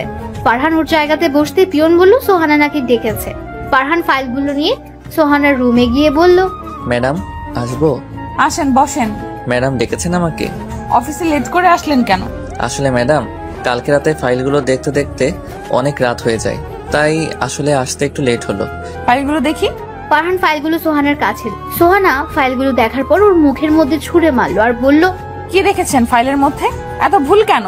ম্যাডাম, আপনার মনে হয় দেখতে একটু ভুল হয়েছে, একটু ভালো করে দেখুন। তো সাহস কি করে হয় অফিসের সামান্য একটা কর্মচারী হয়ে আমার মুখের উপরে কথা বলিস? সরি ম্যাডাম, আর হবে না। তারপর ফাইলগুলো নিয়ে সেখান থেকে নিজের জায়গাতে চলে আসলো। এসে মাথাটা টেবিলের নিচে দিয়ে অনেকক্ষণ কান্না করলো। তারপর আবার ফাইলগুলো দেখতে লাগলো। ফাইলগুলো দেখার সময় দেখলো সামান্য কিছু ভুল আছে, যা না ধরলেও চলে। আর এই সামান্য ভুলের জন্য সোহানা এমন ভাবে মারলো, ভাবতেই চোখ দিয়ে পানি চলে আসলো। তারপর চোখের পানি মুছে পিয়নকে দিয়ে ফাইলগুলো সোহানার রুমে পাঠিয়ে দিল। তারপর কাজ করতে থাকলো। শরীরটা ভালো লাগছে না বলে দুপুরে সোহানার রুমে গেল, গিয়ে বলল, ম্যাডাম আসতে পারি? জি আসুন। ফারহান ভেতরে যাওয়ার পর বলল, কিছু বলবেন? ম্যাডাম, আমার শরীরটা অনেক খারাপ লাগতেছে, আমাকে কি আজকের জন্য ছুটি দেওয়া যাবে? সকালবেলা এমনিতেই আসছেন লেট করে, এখন আবার ছুটি চাচ্ছেন? অফিস থেকে কি পেয়েছেন? কোনো ছুটি নেই, যান গিয়ে কাজ করুন। ফারহান আর কিছু বললো না, চলে আসলো নিজের জায়গাতে। এসে ভালো লাগছে না বলে মাথা নিচু করে বসে আছে। এমন সময় কে যেন বললো অফিসে আসছেন কি ঘুমানোর জন্য। এমন কথা শুনে মাথাটা উঠিয়ে সামনে তাকিয়ে দেখে সোহানা দাঁড়িয়ে আছে। ফারহান সোহানাকে দেখে মাথাটা নিচু করে দাঁড়িয়ে গেল। আর সোহানা বলল, আপনাকে কি অফিস থেকে বেতন দেওয়া হয় অফিসে এসে ঘুমানোর জন্য নাকি কাজ করার জন্য? সরি ম্যাডাম, আর হবে না। আর যদি এমন হয় তাহলে আমি আপনাকে চাকরি থেকে বাহির করে দিতে বাধ্য হব। সোহানার কথাটা শুনে অনেক খারাপ লাগলো। আর সোহানা তো জানে যে তার শরীর খারাপ, তারপরে এমন করছে কেন। অনেক চেষ্টা করলো কাজে মন দেওয়ার, কিন্তু কাজে মন দিতে পারলো না। দেখতে দেখতে অফিস ছুটি হয়ে গেল। ফারহান চলে আসলো বাড়িতে এসে সোজা নিজের রুমে চলে গেল, গিয়ে শুয়ে পড়লো। আর একটু পরে ঘুমিয়ে গেল। হঠাৎ ঘুম ভেঙে গেল আর শরীরে অনেক জ্বর অনুভব করলো, মাথাও অনেক ব্যথা অনুভব করলো। অনেক কষ্টে একটা পাতলা চাদর নিয়ে সোফায় গিয়ে শুয়ে পড়লো। অনেক শীত লাগছে, এই পাতলা চাদরটা শরীরকে গরম করতে পারছে, কি করবে কিছুই বুঝতে পারছে না। অনেক জ্বর চলে এসেছে শরীরে, এত জ্বর এসেছে যে উঠে দাঁড়ানোর শক্তিটাও পাচ্ছে। অনেক কষ্টে সোহানার দিকে মাথাটা ঘুরে দেখলো সোহানা নীলের সাথে কথা বলা নিয়ে ব্যস্ত। ফারহান যে এখানে জ্বরে মরে যাচ্ছে সেই দিকে তার কোনো খেয়ালই নেই। আর খেয়াল থাকবেই বা কি করে? আমি ওর কে যে আমার দিকে খেয়াল রাখবে? আমি মরে গেলেই তো সোহানার পথের কাঁটাটা সরে যাবে, মরে গেলেই তো নীলের সাথে গিয়ে বিয়ে করে ফেলতে পারবে। সোহানার দিকে তাকিয়ে এগুলো ভাবতে থাকলো আর জ্বর বাড়তেই থাকলো। ফারহান জ্বরে কাঁপতে থাকলো আর সহ্য করতে না পেরে অনেক কষ্টে সোহানাকে ডাক দিল। সোহানা ওর কাছে আসলো আর ফারহান বলল, সোহানা, আমার খুব জ্বর এসেছে, তুমি কি আমাকে একটু বাটি দিয়ে একটু পানি দিতে পারবে? সোহানা ওর কথা শুনে ছোট একটা বাটি দিয়ে একটু পানি দিল। তারপর আবার চলে গেল নীলের সাথে কথা বলতে। আর ফারহান তার পকেট থেকে রুমালটা বের করে সেটা ভিজে নিজে নিজে মাথায় দিতে লাগলো। অনেকক্ষণ দেওয়ার পর জ্বর একটু কমলো, কিন্তু শুতে কাঁপুনিটা কমলো না। ফারহান শীতে কাঁপছে আর সোহানা নীলের সাথে কথা বলছে, এটা দেখে অনেক কষ্ট হলো তার। যদি আজ সোহানাই আমাকে স্বামী হিসেবে মানতো তাহলে হয়তো শীতের মধ্যে এত কষ্ট আমাকে করতে হতো না। যদি সে আমার স্ত্রী হতো তাহলে এখন আমার সেবা করত, পর পুরুষের সাথে ফোনে কথা বলতো না। আজ গরিব বলে সোহানাই আমাকে স্বামী হিসেবে মানতে পারছে না। যদি বড়লোক হতাম তাহলে কি সোহানাই আমাকে স্বামী হিসেবে না মেনে পারতো? কখনোই পারতো না। আজকে গরিব বলে সোহানার কাছে আমার কোনো দাম নেই। যদি বড়লোক হতাম তাহলে সেই আমাকে দাম দিত, আমার কথাগুলো অক্ষরে অক্ষরে পালন করত। কিন্তু আমি তো আর বড়লোক না, তাই সোহানাও আমাকে স্বামী হিসেবে মানতে পারে না, আমার কথাগুলো পালন করে না। আচ্ছা, আমি কি ইচ্ছে করে গরিব হয়ে জন্মেছি? আচ্ছা, গরিব বলে কি আমরা মানুষ না? সোহানার শরীরে যেই রক্ত বইছে সেই রক্ত তো আমার শরীরেও বইছে। তাহলে সোহানা এত অহংকারী কেন? কেন গরিবদের মানুষ মনে করে না? কেন আমার মতো গরিবের মন নিয়ে খেলা করে? আচ্ছা, মন কি শুধু বড় লোকদেরই আছে? গরিবের কি মন নাই? গরিবদের কি একটু ভালোবাসা যায় না? গরিবের সাথে কি একটু ভালো ব্যবহার করা যায় না? এগুলো ভাবতে ভাবতে ঘুমের রাজ্যে হারিয়ে গেল। সকালে ঘুম ভাঙলে দেখে শরীর আগের মতো জ্বর নেই, আগের থেকে জ্বর অনেকটা কমেছে। কমলেও একটু জ্বর শরীরে আছে, তাই ভাবলো সোহানার কাছ থেকে আজকের জন্য ছুটি নিবে। যেই ভাবনা সেই কাজ। সোহানা বারান্দায় দাঁড়িয়ে দাঁড়িয়ে কি যেন করছিল। ফারহান সোহানার কাছে গেল আর বলল, আপনার সাথে আমার কিছু কথা ছিল। বল। আসলে আজকে আমার শরীরটা খারাপ, তাই আপনার কাছ থেকে আজকের জন্য ছুটি চাচ্ছিলাম। সোহানা কিছু সময় যেন কি ভাবলো, তারপর বলল, আজকে কোনো ছুটি হবে না, আজকে অফিসে অনেক কাজ, তো অফিসে যেতেই হবে। আমি কালকে সব কাজ করে দিবনে, আজকের জন্য আমাকে ছুটি দিন প্লিজ। আমি যা বলি তাই থাকে, কথা কখনো নড়চড় হয় না, বুঝছেন? ফারহান মাথাটা নিচু করে রুমের ভেতরে চলে আসলো। এসে ফ্রেশ হয় অফিসে যাওয়ার জন্য রেডি হয়ে চলে গেল নাস্তা করতে। নাস্তা করে চলে আসলো অফিসে এসে যেই নিজের ক্যাবিনে বসবে তখন মনি হলো তার একজন কলিগের নাম। মনি আসলো তার কাছে, এসে বলল, ফারহান, তোমাকে আজকে এমন দেখাচ্ছে কেন? কই, কেমন দেখাচ্ছে? কেন জানি অসুস্থ অসুস্থ লাগছে। আরে তেমন কিছু না। তারপর মনির সাথে ইচ্ছে না থাকা সত্ত্বেও অনেকক্ষণ হেসে কথা বলল। তারপর মনি তার ক্যাবিনে চলে গেল আর ফারহান ওর ক্যাবিনে বসে পড়ল। কাজ করতে থাকলো। কাজ করছে কিন্তু অসুস্থ থাকার কারণে কাজে মন দিতে পারছে। একটু পরে সোহানার রুম থেকে ডাক আসলো। ফারহান তার রুমের সামনে গিয়ে বলল, ম্যাডাম আসবো? আসেন। ম্যাডাম আমাকে ডেকেছেন? এই ফাইলটা দুপুরের আগে কমপ্লিট করে দেন। ভালোভাবে করবেন যেন কোনো ভুল না হয়। যদি কোনো ভুল হয় তাহলে আপনার খবর আছে। ম্যাডাম আর কিছু বলবেন?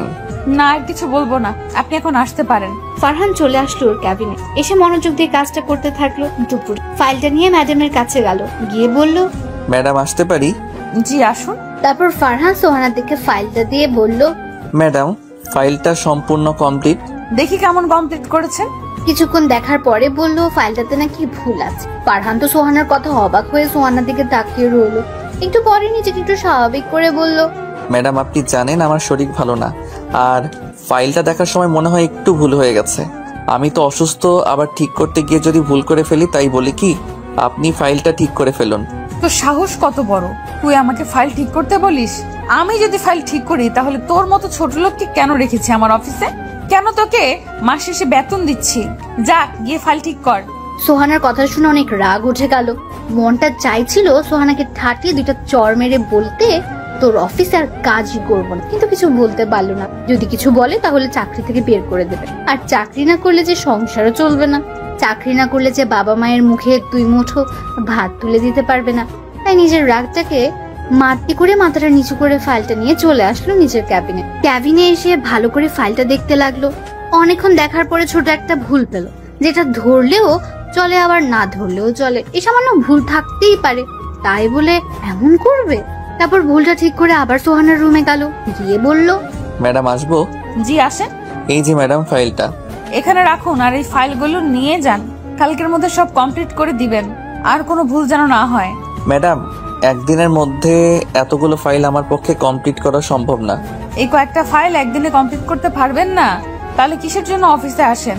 আবার আব্বু বলতো আপনি নাকি অফিসের সবচেয়ে কাজে ভালো কর্মচারী। ফারহান কিছু না বলে ফাইলগুলো নিয়ে সোহানার ক্যাবিন থেকে নিজের ক্যাবিনে চলে আসলো আর ফাইলগুলো কমপ্লিট করতে লাগলো। ফাইল দেখতে দেখতে প্রায় রাত 9টা বেজে গেল আর মাত্র 3টা ফাইল। সে 3টা ফাইল নিয়ে অফিস থেকে বাড়ির উদ্দেশ্যে বের হলো। অনেকক্ষণ যাবত দাঁড়িয়ে আছে কিন্তু কোনো কিছুই পাচ্ছে না, তাই হাঁটা শুরু করে দিল। একটু হাঁটার পরে শরীরটা অনেক খারাপ লাগছিল, তাই একটা দোকানে গিয়ে বসলো। দোকানে বসার কিছুক্ষণ পরে একটা গাড়ি এসে দোকানের সামনে দাঁড়ালো। গাড়ি থেকে একটা মেয়ে বের হয়ে আসলো। মেয়েটাকে অনেক চেনা চেনা লাগছিল, কোথায় যেন দেখেছে মনে হচ্ছে। ফারহান মেয়েটার দিকে তাকিয়ে সব ভাবছে আর মেয়েটা তার সামনে এসে ডাকছে, তুই ফারহান না? কিন্তু আপনি কে? আরে আমি মেঘলা, আমাকে তুই চিনতে পারতেছিস না? ও তুই? সরি রে, তোকে চিনতে পারি নাই। It's okay. তা কেমন আছিস?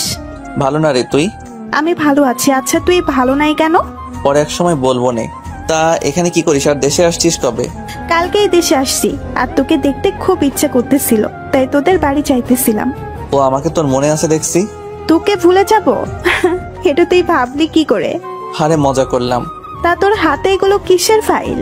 আর বলিস না, এমন একটা অফিসে চাকরি করি যেখানে আমাকে চাকরের মতো খাটায়। দেখ এখনো 3টা ফাইল দিয়ে দিছে কমপ্লিট করতে, আবার যদি ফাইলের মধ্যে একটু ভুল হয় তাহলে অনেক অপমান সহ্য করতে হয়। তাহলে চাকরিটা ছেড়ে দিচ্ছিস না কেন? চাকরি ছেড়ে দিলে আমি আমার বাবা মায়ের মুখে 2 মুঠো ভাত তুলে দিতে পারবো না রে, তাই এখনো চাকরিটা করতেছি। কিন্তু এখন অনেক খারাপ লাগে রে। তুই কালকেই এই চাকরি ছেড়ে দিবি? চাকরি ছেড়ে দিলে আমার বাবা ও মাই যে না খেয়ে মরে যাবে রে। কে বলছে না খেয়ে মরে যাবে? আমি তোকে নতুন চাকরি দিব আমার অফিসে, তাও আবার ম্যানেজার পদে। করুণা করছিস, আমার উপর দয়া দেখাচ্ছিস? কি বলছিস এসব ফারহান? শোন, তুই আমার বেস্ট ফ্রেন্ড। তোর বিপদের সময় যদি আমি তোকে সাহায্য না করি তাহলে কে করবে? আর তুই এটাকে করুণা বা দয়া কেন ভাবতেছিস? আমি তোকে আমার অফিসে ম্যানেজার পদটা উপহার হিসেবে দিলাম। চুপ। এখন চল, তোদের বাড়িতে যাব। আঙ্কেল আন্টিকে কতদিন ধরে দেখি না। চল চল তাহলে এই গরিবের বাড়িতে। তারপর রাত প্রায় 9:30টায় মেঘলাকে নিয়ে বাড়িতে ফারহান চলে গেল ওর রুমে। রুমে এসে দেখলো সোহানা ফোনে কথা বলা নিয়ে ব্যস্ত। ফারহান কিছু না বলে ফ্রেশ হয়ে নিচে চলে আসলো খাবার খাওয়ার জন্য। এসে দেখে মেঘলাকে আম্মু নিজের হাতে খাওয়াতে, আর মেঘলাও বাচ্চাদের মতো খাচ্ছে। তারপর ফারহান খাওয়া দাওয়া করে চলে আসলো ছাদে। ছাদে এসে একটা কোনায় গিয়ে বসে আছে, তখনই কেউ আসলো বলে মনে হলো। তাকিয়ে দেখলো মেঘলা এসেছে ছাদে। মেঘলা ছাদে এসে পাশে বসলো, মনে হচ্ছে মনটা খারাপ, তাই মেঘলাকে জিজ্ঞেস করলো, কিরে, তোর মন খারাপ কেন? জানিস ফারহান, আজকে না তোর মাকে দেখে আমার মায়ের কথা অনেক মনে পড়ছে। তাহলে আন্টিকে কল দে। এই কথা বলতেই মেঘলা কেঁদে দিল আর একটু পরে বলল, ফারহান, আমার আম্মু আর বেঁচে নাই রে, গত মাসে আম্মু মারা গেছে। কথাটা বলেই মেঘলা কান্না শুরু করে দিল। আর ফারহান ওর কথা শুনে স্তব্ধ হয়ে গেল, মুখের ভাষা হারিয়ে ফেললো। কি বলবে কিছুই বুঝতে পারছে না। আর মেঘলার কথা শুনে নিজের কানকে বিশ্বাস করতে পারছে না যে আন্টি মারা গেছে। মেঘলার মুখ থেকে আন্টির মৃত্যুর খবরটা জানার পর চোখ দিয়ে এমনিতেই পানি আর ভিতরে অনেক কষ্ট। তারপর মেঘলাকে নিয়ে ছাদ থেকে নেমে আসলো, মেঘলাকে ড্রয়িং রুমে দিয়ে চলে আসলো নিজের রুমে। রুমে এসে দেখে সোহানা ঘুমিয়ে গেছে। ঘুমন্ত অবস্থায় সোহানাকে অসুন্দর আর মায়া দিল। সোহানার দিকে এক নজর তাকিয়ে আছে, তারপর ফাইলগুলো কমপ্লিট করে শুয়ে পড়লো। কখন যে ঘুমের রাজ্যে হারিয়ে গেছে মনে। পরের দিন সকালে পাখির ডাকে ঘুম ভাঙলো। তারপর ফারহান ফ্রেশ হয়ে নাস্তা করে চলে ফাইলগুলো নিয়ে চলে আসলো অফিস। ফারহান আসার একটু পর সোহানা অফিসে আসলো। আসার পরে ফারহান ফাইলগুলো নিয়ে তার রুমে গেল, গিয়ে বলল, ম্যাডাম আসবো? আসেন। এই যে ম্যাডাম, ফাইলগুলো দেন। তারপর সোহানা ফাইলগুলো দেখতে লাগলো। ফারহান চুপ করে বসল। ফারহান মনে মনে বলছে, আজকে যদি সোহানাই কিছু বলে তাহলে চাকরিটা ছেড়ে দিব, আর এত অপমান সহ্য করব না। একটু পরে সোহানা বলল, একটা কাজও কি ঠিক করে করতে পারেন না? কি হয়েছে ম্যাডাম? এই ফাইলটাতে তো ভুল কেন? কাজ করার সময় মন কোথায় থাকে আল্লাহ জানে। কেন আব্বু আপনার মতো একটা ছোট লোকে চাকরি দিয়ে? অনেক বলেছেন ম্যাডাম, আর না দেখি ফাইলটা। সোহানা ফারহানের দিকে ফাইলটা এগিয়ে দিল। ফারহান ফাইলটা দেখে বলল, এই সামান্য ভুলের জন্য আপনি আমাকে এত কিছু বললেন, এত অপমান করলেন। আপনি চান আমি যেন আপনার অফিসে চাকরি না করি, তাই তো? তার জন্যই তো এত অপমান করেন, তাই না? এইটা আমাকে বললেই পারতেন, আমি চাকরিটা ছেড়ে দিতাম। শুধু শুধু কেন আমাকে এত অপমান করলেন? কেন আমার বাবা মাকে এত গালি দিলেন? আমি আপনার অফিসের কর্মচারী, চাকর না। এই কথাগুলো বলে সেখান থেকে চলে আসলো। আর এতক্ষণ সোহানা ফারহানের কথাগুলো এক ধ্যান দিয়ে শুন, কিছুই বলছিল না। সোহানা হয়তো অনেক অবাক হয়েছে ওর মুখে এমন কথাগুলো শুনে। ফারহান সোহানার রুম থেকে বের হয়ে সোজা নিজের টেবিলে এসে একটা রিজাইন লেটার লেখে আবার সোহানার রুমে। ফারহান এবার কোনো অনুমতি না নিয়ে সোজা ওর রুমে ঢুকে গেল। তারপর সোহানার সামনে রিজাইন লেটারটি দিয়ে বলল, ম্যাডাম, আজ থেকে আপনার অফিসের চাকরিটা আমি ছেড়ে দিলাম। এই লেটারে সাইন করে দিয়েন। তারপর সেখান থেকে সোজা বাসায় চলে আসলো। বাসায় এসে কলিং বেল দিতে মেঘলা এসে দরজা খুলে। ফারহান সোজা ওর রুমে চলে গেল, গিয়ে ফ্রেশ হয়ে চলে আসলো ছাদে। ছাদে দাঁড়িয়ে আছে এমন সময় মেঘলা এসে পাশে দাঁড়ালো আর বলল, কি রে, তোর কি হয়েছে? সোহানার কি আজকেও তোকে অপমান করছে? তোকে না বললাম চাকরিটা ছেড়ে দিতে? চাকরিটা আজকে ছেড়ে দিয়েছি। খুব ভালো করেছি। আচ্ছা বল, আমাদের অফিসে জয়েন করছিস? কালকে থেকেই করতে চাই। কালকে না, পরশু থেকে করিস। আর এই 2 দিন তোর কাজ হলো আমাকে নিয়ে ঘোরাঘুরি করা। অনেকদিন পরে দেশে এসেছি, এখনো ঘোরা হয়নি। বিকেলে তোর সাথে ঘুরতে যাব। আচ্ছা, বিকেলে রেডি হয়ে থাকিস।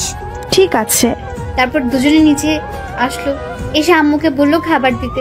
আম্মু ওদের দুজনকে খাবার দিল। ফারহান আর মেঘলা খেয়ে চলে আসলো রুমে। এসে দুজনই গল্প করতে থাকলো। মেঘলা এক সময় বলল, শুনলাম তুই নাকি বিয়ে করেছিস। তো তোর বউ দেখতে কেমন?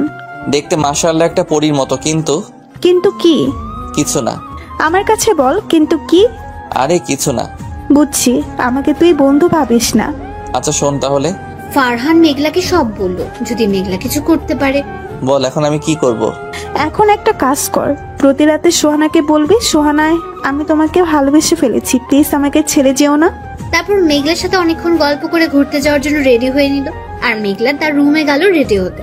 একটু পরে মেঘলা রেডি হয়ে তারপর আম্মুকে বলে ফারহান আর মেঘলা ঘুরতে বের হলো। অনেক ঘোরাঘুরির পরে মেঘলাকে নিয়ে চিরচেনা নদীর পাড়ে চলে আসলো। মেঘলা আর ফারহান একটা গাছের নিচে গিয়ে বসলো। দুজনই চুপচাপ বসে আছে, কারো মুখে কোনো কথা। দুজনই নদীর দিকে তাকিয়ে আছে। একটু পরে নীরবতা ভেঙে মেঘলা বলল, ফারহান, যদি সোহানায় তার বয়ফ্রেন্ডের চলে যায় তখন তুই কি করবি?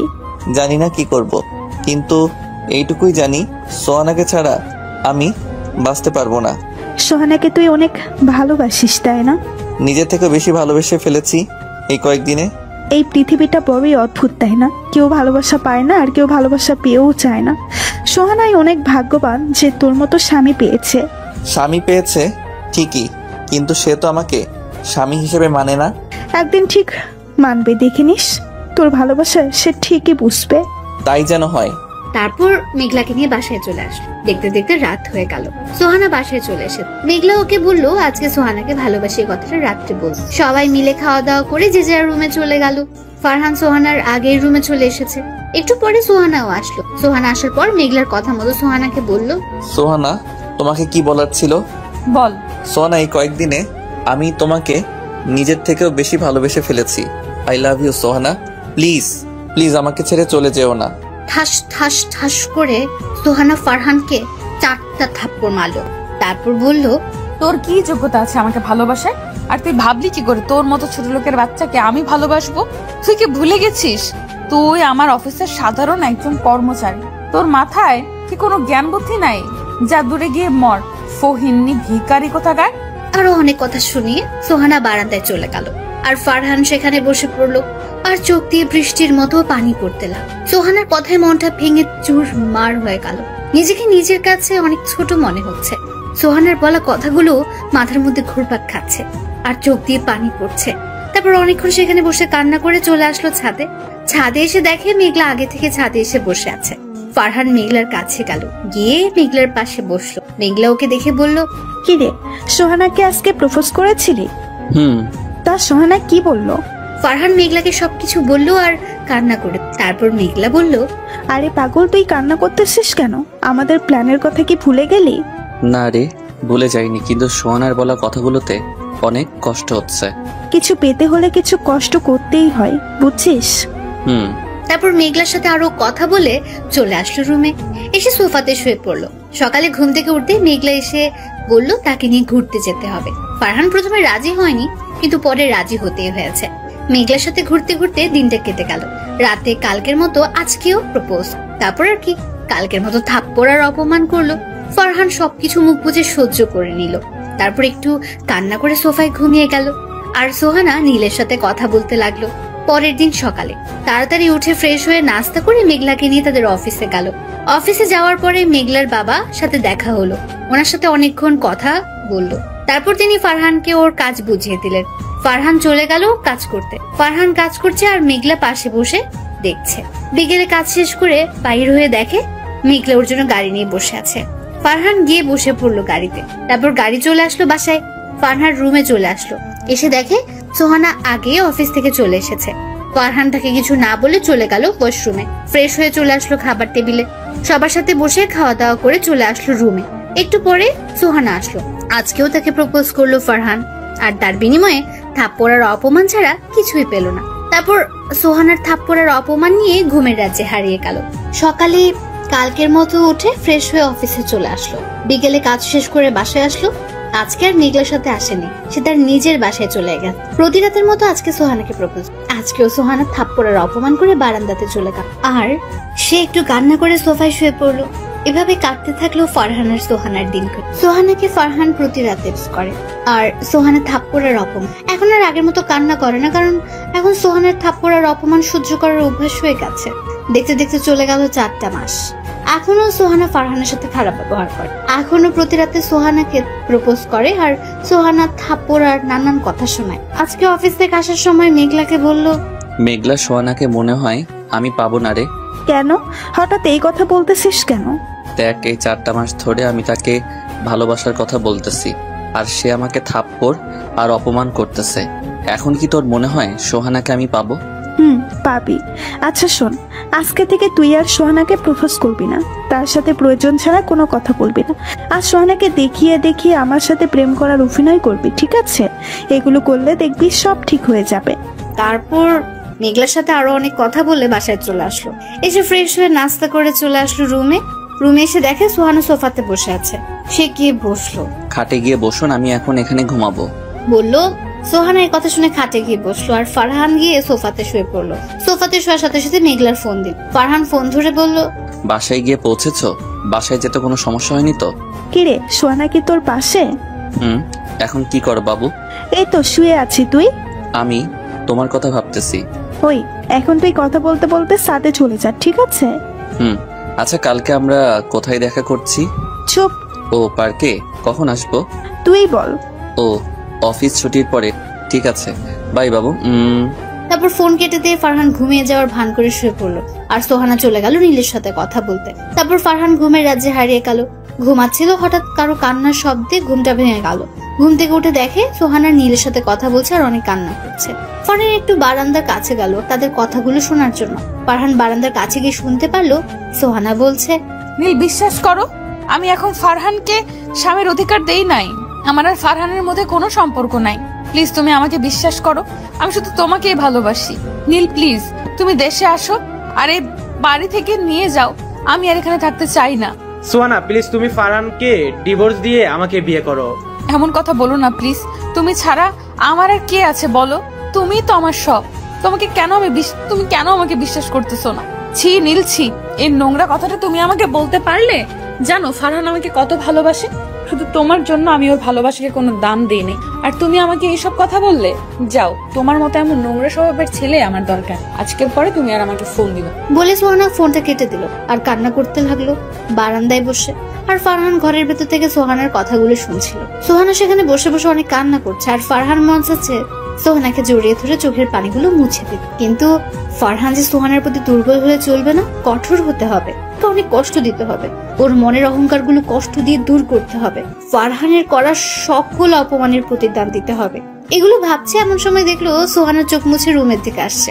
ফারহান তাড়াতাড়ি গিয়ে সোফাতে শুয়ে পড়লো আর ঘুমের ভান ধরে লাগলো। সোহানার রুমে এসে ফারহানের পায়ে ধরে মাফ চাইতে থাকলো আর বলতে লাগলো, ফারহান তুমি আমাকে মাফ করে দাও।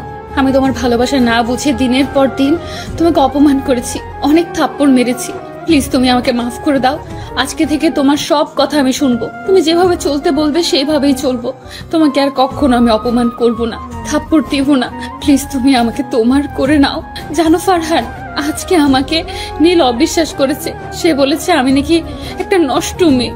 এই কথাটা বলেই সোহানা কান্না করে দিল আর ফারহান ঘুমের ভান ধরে সবকিছু শুনতে লাগলো। আজকে নিজেকে অনেক সুখী মনে হচ্ছে, কারণ আজকে সোহানা ওকে মেনে নিয়েছে। কিন্তু সে যে এখন সোহানাকে মানবে না, তাকে অনেক কষ্ট দেবে, এটা ভাবতেই মনটা খারাপ হয়ে গেল। তারপর ফারহান ঘুমিয়ে গেল আর সোহানাও পায়ের কাছে কান্না করতে করতে ঘুমিয়ে গেল। সকালে সোহানার ডাকে ঘুম ভাঙলো। ফারহান উঠে ফ্রেশ হয়ে রেডি হচ্ছিল, এমন সময় সোহানা কোথা থেকে যেন আসলো, এসে একটা কালো শার্ট দিল পরতে। ফারহান কালো শার্টটা সোহানাকে রাখতে বললো আর বলল, দেখেন আলমারিতে নীল একটা শার্ট প্যাকেটে আছে, সেই শার্টটা দেন, আমি সেটা পরবো। সোহানা বলল, আজকে এই শার্টটা পরো, তোমাকে খুব সুন্দর লাগে। এই যে ম্যাডাম, আপনার কি মাথা ঠিক আছে নাকি কোনো সমস্যা হয়েছে? কেন বলো তো? এই যে আপনি আমাকে তুমি করে বলতেছেন আবার শার্ট চয়েস করে দিচ্ছেন, তাই বললাম আর কি। স্বামী আমি, তাও আবার আপনার ব্যাপারটা হাস্যকর না? এখানে হাসার কি আছে? তুমি আমার স্বামী, এটা আমি বলতেই পারি, তাই বলেছি। তাই বলে কি হাসতে হবে? 2-3 পরে আপনার আর আমার ডিভোর্স হয়ে যাবে আর আপনি অন্যের বউ হয়ে যাবেন, আর এখন বলছেন আমি নাকি আপনার স্বামী, তাই হাসলাম। আর আমার নীল শার্টটা দিন, আমি এখন পরে অফিসে যাব। আজকে অফিসে না গেলে হয় না? আজকে অফিসে একটা ইম্পর্টেন্ট মিটিং আছে, আমাকে যেতেই হবে। তারপর সোহানার কিছু বললো না, শার্টটা দিয়ে চলে গেল। ফারহান সোহানার চোখে স্পষ্ট জল দেখতে পেল আর একটু বললেই কান্না করে দিত। কি রে, কি অবস্থা? এই তো ভালো, তোর? এই তো আছি একরকম। আচ্ছা, কালকের ওষুধে কি কাজ হয়েছে? একটু হয়েছে। আচ্ছা, আজকে কি অফিস ছুটির পরে সত্যি সত্যি পার্কে যাবি? তারপর মেঘলার সাথে আরো অনেক কথা কাজ করতে থাকলো। কাজ করতে করতে দুপুর গিয়ে বিকেল হয়ে গেল। মেঘলা ফারহানকে নিয়ে রিক্সা করে চলে আসলো পার্কে। আসার সময় সোহানার অফিসের সামনে দিয়ে পার্কে আসলো। আসার দেখলো সোহানা ফারহান আর মেঘলাকে রিক্সা করে আসতে দেখলো। একটু পরে দেখলো সোহানা ওদের পিছু নিয়েছে। ফারহান আর মেঘলা পার্কে চলে আসলো। এসে একটা কোণাতে একটা বেঞ্চে গিয়ে ফারহান আর মেঘলা বসলো। একটু পরে দেখলো সোহানা ওদের ফলো করতে করতে এখানে চলে এসেছে। ফারহান সোহানায় এসে পড়েছে, অভিনয় শুরু করে দে। ঠিক আছে, সোহানার কাছে আসলে তুই কথা বল, শুরু করে দিবি। ঠিক আছে। সোহানা এসে ওদের পেছনের একটা বেঞ্চে বসলো। বসার সাথে সাথে মেঘলা বলতে শুরু করলো, ফারহান, তোমাকে ছাড়া আমার আর থাকতে মন চায় না, তুমি প্লিজ ওই মেয়েটাকে ডিভোর্স দিয়ে দাও। আমারও তোমাকে ছাড়া থাকতে মনে চায় না বাবু, আর কিছুদিন অপেক্ষা করো, আমি ওই মেয়েকে ডিভোর্স দিয়ে তোমাকে বিয়ে করব। প্লিজ ওই ড্যানিটাকে তুমি তাড়াতাড়ি ডিভোর্স দাও, ওকে দেখলেই আমার কাজ চলে যায়। ঠিক আছে, আমি কালকে উকিলের কাছে ডিভোর্সের ব্যাপারে কথা বলতে যাব। এখন খুশি? খুশি, অনেক অনেক খুশি বলে ওকে জড়িয়ে ধরল। আর ওইদিকে ফারহানের মেঘলার কথা শুনে সোহানা কান্না করতে করতে চলে গেল। সোহানার চলে যাওয়ার পরে মেঘলা ওকে ছেড়ে দিল আর বলে, চল ফারহান, অনেক দিন ধরে বাইরে তোর সাথে ঘুরি না, আজকে অনেক ঘুরবো, চলো। তারপর মেঘলার সাথে অনেক ঘোরাঘুরি করে একটা রেস্টুরেন্ট থেকে রাতের খাবার খেয়ে 10টা বাজে বাসায় আসলো। বাসায় এসে সোজা নিজের রুমে চলে গেল। রুমে ঢুকে দেখলো সোহানা কান্না করছে। আর জানি সে কেন কান্না করছে। তারপর জিজ্ঞেস করলো, আপনি কান্না করছেন কেন? আমার কথা শুনে সোহানা মাথা তুলে তাকালো, কিন্তু কিছু বলল না। আমি আবার জিজ্ঞাসা করলাম, কি হলো, কিছু বলছেন না কেন? কি হলো, কথা কি কানে যায় না? আপনি কান্না করতেছেন কেন? এই কি, আপনি এত রাতে কান্না করতেছেন কেন? কি হলো, কথা বলতেছেন না কেন? কি হলো বলেন, আপনি কান্না করতেছেন কেন? তারপর সোহানা ওকে কিছু না বলে দৌড়ে এসে জড়িয়ে ধরলো আর কান্না করতে থাকলো। ফারহান কোন রকম সোহানাকে তার বুক থেকে সরিয়ে দিয়ে ওটা চর লাগে। সমস্যা কি আপনার? কি করছেন? সরি, আমি আপনাকে এখন ভালোবাসতে পারবো না। আমি এখন মেঘলাকে ভালোবাসি। কিছুদিন পরে আমি আপনাকে ডিভোর্স দিয়ে মেঘলাকে বিয়ে করব। আর আপনি এখন কেন আমার মতো ছোট লোক, লজ্জা বদমাস একটা ছেলেকে কেন ভালোবাসবেন? আমাকে ভালোবাসলে আপনার মান সম্মান তো কমে যাবে। আর আপনি যে এখন আমাকে ভালোবাসেন এটা লোকে জানলে হাসাহাসি করবে। আমাকে প্লিজ তুমি মাফ করে দাও। আমি ভুলটা বুঝতে পেরেছি, আর লোকে কি বলবে না বলবে তা নিয়ে আমার যায় আসে না। সরি, আমি এখন মেঘলার মনটা ভাঙতে পারবো না, কারণ আমি জানি একজনের মন ভাঙলে কত কষ্ট হয়। আর কয়েকদিনের মধ্যেই আপনার আর আমার ডিভোর্স হয়ে যাবে। এখন এগুলো বলছেন কেন? এইগুলো বলছি কারণ তোমাকে আমি ভালোবেসে ফেলেছি। কেন, নীলের কি হয়েছে? সে কি আমার মতো গরিব হয়ে গেছে নাকি বিয়ে করে ফেলেছে? অনেক রাত হয়ে গেছে, সরেন, এখন আমি ঘুমাবো। সকালে আবার আমার অফিস আছে। তুমি ইচ্ছে করলে আমার সাথে খাটে ঘুমাতে পারো। সরি, আমার মতো ছোট লোকের, আপনার মতো ধনী ঘরের মেয়ের সাথে এক বিছানাতে ঘুমাতে পারবো না। এই কথাটা বলার পরে সোহানের মুখটা কালো করে খাটে গিয়ে শুয়ে পড়লো। আর ফারহান সোফায় শুয়ে শুয়ে ভাবছে, আমাকে অনেক কষ্ট দিছো, অনেক অপমান আর চড় দিছো। এখন দেখো কেমন লাগে। তুমি আমাকে যেই পরিমাণ কষ্টগুলো দিছো, আমিও ঠিক তোমাকে সেই পরিমাণ কষ্ট দিব, তারপর তোমাকে মেনে নিব। এগুলো মনে মনে ভাবতে থাকলো। একটু পরে ঘুমের রাজ্যে হারিয়ে গেল। সকালে ফারহান ওঠো, তোমার অফিসের দেরি হয়ে যাচ্ছে। ফারহান ঘুম থেকে উঠেই, তুই কোন অধিকারে আমার গায়ে হাত দিয়েছিস? আর তোকে কি আমি ডাকতে বলেছি? আর কোনোদিন যদি এমন দেখি তাহলে তোর খবর আছে। সোহানা ফারহানের কথা শুনে কান্না করতে করতে নিচে চলে গেল। আর ফারহান চলে গেল ওয়াশরুমে ফ্রেশ হতে। তারপর ফ্রেশ হয়ে নাস্তা করে অফিসে যাওয়ার জন্য রওনা হলো। বাড়ির বাইরে অনেকক্ষণ দাঁড়িয়ে আছে, কিন্তু কোনো রিক্সা পাচ্ছে না। হঠাৎ সোহানার গাড়ি এসে ফারহানের সামনে দাঁড়ালো। সোহানা জানলা দিয়ে বলল, গাড়ির ভেতরে আসো, আমি তোমাকে তোমার অফিসে নামিয়ে দিয়ে আসি। সরি, আমি আসলে কোনো বড়লোক মানুষের গাড়িতে উঠি না। অফিসে এসে নিজের ডেস্কে বসে কাজ করছিল। তখনই মেঘলার আগমন। কি রে, কি করিস? এই তো কাজ করতেছি রে। চল আমার সাথে। কোথায় যাবি? তোকে আমি আসতে বলছি, আই এত প্রশ্ন করতেছিস কেন? Sorry madam. ওই, আমি তোর কিসের ম্যাডাম? হ্যাঁ, আর একদিন যদি তুই আমাকে ম্যাডাম বলিস তাহলে তোর একদিন আর আমার যতদিন লাগে। তারপর মেঘলার সাথে মেঘলার গাড়িতে গিয়ে বসলো। মেঘলা গাড়ি স্টার্ট দিল। কিছুক্ষণ পরে ওরা একটা কফি শপের কাছে পৌঁছে গেল। তারপর মেঘলা ফারহানকে কফি শপের ভেতরে নিয়ে গেল। ফারহানও কিছু না বলে মেঘলার সাথে কফি শপের ভেতরে চলে গেল। তারপর মেঘলা 2 কাপ কফি অর্ডার করলো। একটু পরে কফি চলে আসলো। ফারহান কফি খেতে লাগলো। এখনো মেঘলার সাথে কোনো কথা বলেনি। কি কাজ? একটু পরে সোহানা এসে কফি খেতে আসবে। আর সোহানায় আসার সাথে সাথেই আমরা প্রেমের অভিনয় করব। এখন কি আমার সাথে রাগ করে থাকবি? ফারহান কিছু না বলে হেসে দিল। ফারহান আর মেঘলার হাসাহাসি করছে। এমন সময় সোহানা আসে। ফারহান আর মেঘলাও প্রেম অভিনয় শুরু করে দিল। মেঘলা বলল, আচ্ছা বাবু, তুমি আমাকে বিয়ে করবে কবে? এই মাসের শেষ দিয়ে ওই ডাইনিটাকে ডিভোর্স দিয়ে তোমাকে বিয়ে করব বাবু। ওই নষ্টা মেয়েটা তোমাকে অনেক কষ্ট দিয়েছে, তাই না বাবু? বাবু। এদিকে সোহানা ওর আর মেঘলার এই কথাগুলো শুনে সেখান থেকে কান্না করতে করতে চলে গেল। একটু পরে ফারহান আর মেঘলাও চলে আসলো।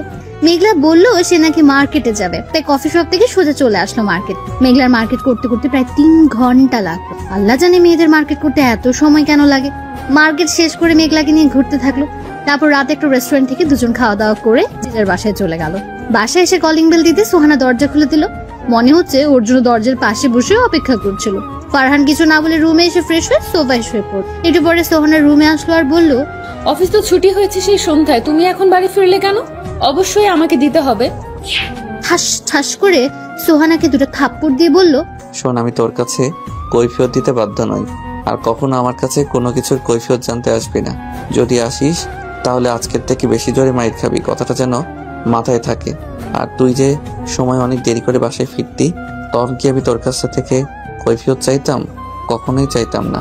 সো তুইও আমার কাছে কোনো কৈফিয়ত চাবি না। আর মাকে বলিস আমি বাইরে থেকে খেয়ে এসেছি। সোহানা মাথাটা ঝুলিয়ে হ্যাঁ বলল। তারপর ফারহান ঘুমিয়ে গেল। এভাবেই চলছিল দিনকাল। ফারহান সোহানাকে আগে থেকে আরো বেশি কষ্ট আর অপমান করে আর থাপ্পড়ও দেয়। দেখতে দেখতে 5 মাস 20 দিন শেষ হয়ে গেল, আর বাকি আছে মাত্র 10 দিন। ফারহান আর সোহানা ডিভোর্স হয়ে যাবে এরপর। এটা ভাবতে মনের মধ্যে ব্যথা অনুভব করতে থাকলো। মনে হচ্ছে কেউ ওর কলিজা আর মনের মাঝখানে হাতুড়ি দিয়ে পেটাচ্ছে। ভাবলো এই 10টা দিন সোহানাকে অনেক কষ্ট দেবে, তারপর সোহানাকে আপন করে নেবে। যেই ভাবনা সেই কাজ। আজকে মেঘলাকে বাড়িতে নিয়ে আসলো। ফারহান আর মেঘলা প্রেমের অভিনয় করবে তা দেখে সোহানা কষ্ট পাবে, তার জন্য মেঘলাকে বাড়িতে নিয়ে আসা। কারণ হলো কোনো মেয়ে তার স্বামীকে অন্য কোনো মেয়ের সাথে দেখতে পারবে না, তাই মেঘলাকে এই 10 দিনের জন্য বাড়িতে নিয়ে আসলো ফারহান। ফারহানের সাথে মেঘলাকে বাড়িতে ঢুকতে দেখে সোহানার মনটা খারাপ করে রুমে চলে গেল। ফারহান মেঘলাকে নিয়ে আম্মুর কাছে গেল আর বলল, আম্মু দেখো কে এসেছে। কে এসেছে রে? এটা বলার পরে মেঘলা ওর পেছন থেকে আম্মুর সামনে আসলো। মেঘলা আম্মুর সামনে যেতেই বলা শুরু করে দিল, কি রে মা, কেমন আছিস? ভালো আন্টি, তুমি কেমন আছো? আমিও ভালো আছি। তা তোর আব্বু কেমন আছে? তারা আসলো না কেন? তারাও ভালো আছে, আর তারা আজকে দেশের বাইরে যাচ্ছে 10 দিনের জন্য, তাই আসছে না। ও, তুই তাহলে বস, আমি তোর জন্য কিছু খাবার নিয়ে আসি। আরে আন্টি, কিছু আনতে হবে না, আমি খেয়ে এসেছি এখানে। আম্মু শোনো। হ্যাঁ বল, শুনছি। আম্মু আঙ্কেল দেশের বাইরে যাবেন, তাই মেঘলাই আমাদের বাসাতে 10 দিন থাকবে। তা তো থাকবেই, তুই না বললেও আমি মেঘলাকে এই 10 দিনের জন্য এই বাসায় রেখে দিতাম। তারপর মেঘলা আর আম্মু কথা বলতে থাকলো। ফারহান চলে আসলো ওর রুমে। রুমে এসে দেখে সোহানা বিছনাতে শুয়ে ফুপে ফুপে কান্না করছে। সোহানাকে কান্না করতে দেখে ফারহানের অনেক কষ্ট হচ্ছিল। মনটা চাচ্ছিল সোহানাকে শক্ত করে জড়িয়ে ধরে ওর চোখের পানিগুলো মুছে দিতে। মন চাচ্ছিল সোহানাকে বুকে জড়িয়ে তার কপালে একটা ভালোবাসার পরশ এঁকে দিতে, কিন্তু এগুলো করলো না। ফারহান রুমে ঢুকে ধমক দিয়ে সোহানাকে বলল, কি হয়েছে, এমন ঢং করছেন কেন? মেঘলাকে তুমি কেন এই বাড়িতে নিয়ে এসেছো? আজ বাদে কাল আমি মেঘলাকে বিয়ে করব, তাই নিয়ে এসেছি। আচ্ছা, মেঘলাকে নিয়ে আসাতে তোমার কোনো সমস্যা হচ্ছে? সমস্যার কারণ হলো কোনো মেয়ে তার স্বামীকে অন্য মেয়ের সাথে দেখতে পারবে না। কে তোমার স্বামী? তুমি আমার স্বামী, আর আমি আমার স্বামীর ভাগ কাউকে দেব না। আমার মতো ছোট লোক, লজ্জা লম্পট, যার স্বভাবের ঠিক নেই, সে তোমার স্বামী?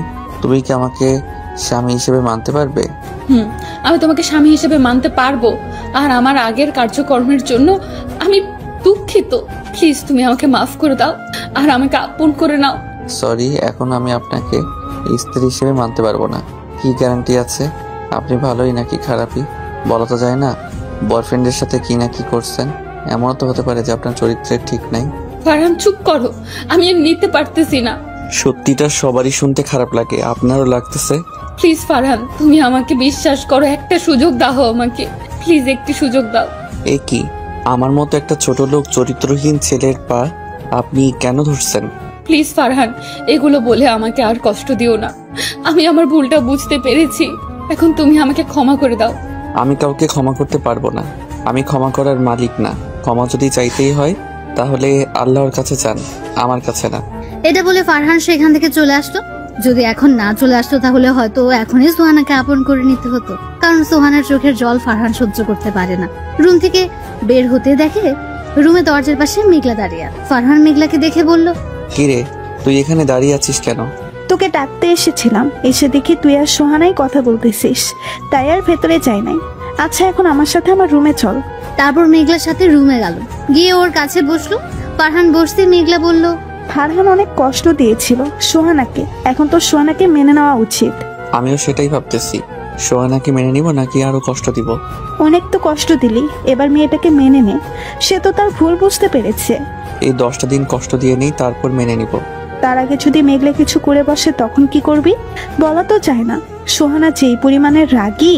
মেঘলার মুখে এমন একটা কথা শুনে বুকের বাম পাশটা একটু কেঁপে উঠল। তারপর ভাবতে থাকলো যে আর সোহানাকে কষ্ট দেবে না, আর সোহানাকে অপমান। কথায় কথায় সোহানার গায়েও হাত তুলবেন, সোহানাকে কালকে আপন করে নেন। তারপর ফারহান মেঘলার রুম থেকে চলে আসলো নিজের রুমে, এসে দিল একটা ঘুম। সোহানার ডাকে ওর ঘুম ভাঙ। ঘুম থেকে উঠে দেখে সন্ধ্যা হয়ে গেছে, তাই ফ্রেশ হয়ে চলে আসলো ছাদে। ছাদে দাঁড়িয়ে আকাশের দিকে তাকিয়ে ভাবতে থাকলো, বাস্তবতাটা বড়ই অদ্ভুত। এতদিন সোহানার পিছনে আমি ঘুরেছি, কিন্তু সোহানা আমাকে কোনো পাত্তা দেয়নি, আর এখন সোহানাই আমার পিছনে ঘুরতেছে।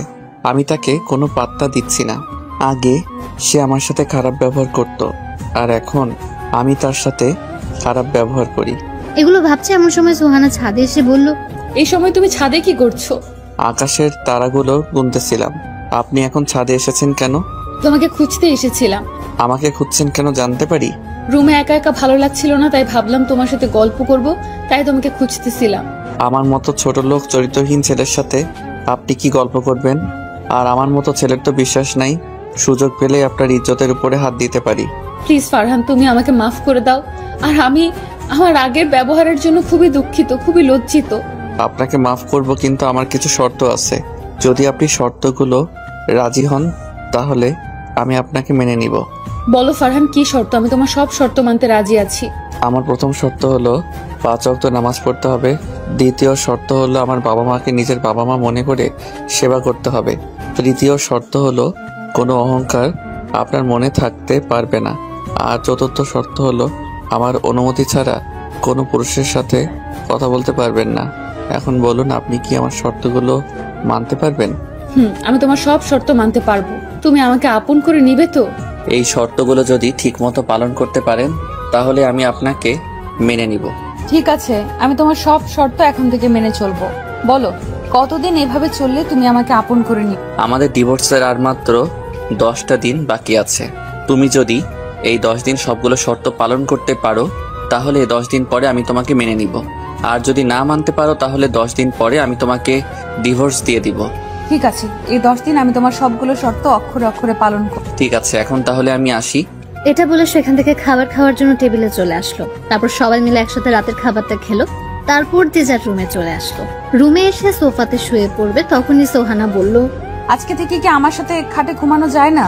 ফারহান সোহানার কথা শুনে তার দিকে তাকিয়ে দেখে চোখের কোণে পানি এসে আছে। না করলেই মনে হয় চোখ থেকে পানিগুলো পড়ে যাবে, তাই বলল, আপনার সাথে ঘুমাতে পারবো, কিন্তু একটা শর্ত আছে। আবার কি শর্ত? আপনার আর আমার মাঝে একটা কোলবালিশ, আর আপনি আমার দিকে আসতে পারবেন না। ঠিক আছে, তুমি যা বলবে তাই হবে। তারপর ফারহান গিয়ে খাটের এক পাশে শুয়ে পড়লো। একটু পরে ফারহান আর সোহানা মাঝখানে একটা কোল বালিশটা রেখে সোহানাও ঘুমিয়ে। ফারহান এখনো ঘুমায়নি, কারণ প্রতি রাতে সোহানাকে মনটা ভরে দেখে তারপর ঘুমায়। তাই আজকেও সোহানাকে মন ভরে দেখে ঘুমিয়ে গেল।